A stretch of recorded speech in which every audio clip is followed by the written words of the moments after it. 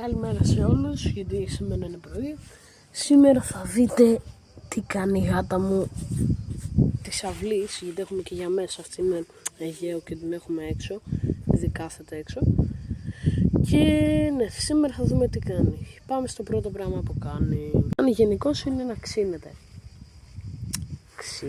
Ενώ να γλύφεται, να ξύνεται, ναι, όπως κάνουν οι περισσότερες γάτες. Ή μήπως όχι. Είσαι εξωγήινος μικρή.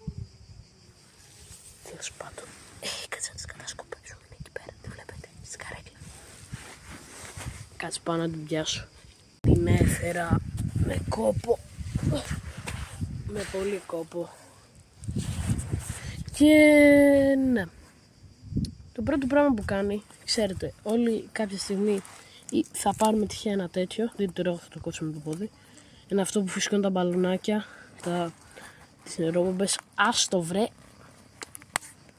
Ωραία, κόβουμε ένα τέτοιο. Και δείτε τι κάνει. Τρέχεις, κάτσε να κόψω ένα μεγαλύτερο, μισό να πάρω το μεγάλο. Βρε, άστο ρε. Το κόψα. Πω πάλι δεν μου βγήκε καλά, πρέπει να κόψω ένα σωστό. Αυτό δεν είναι το μεγάλο. Ξεάσαι να μου κάνω και με τα χέρια. Το κόψα μετά από πάρα πολλές τραγικές προσπάθειες. Και ωραία, δείτε. Και αου βρε, αυτό κάνει. Το μπαλάκι της. Βρε τρελούλα.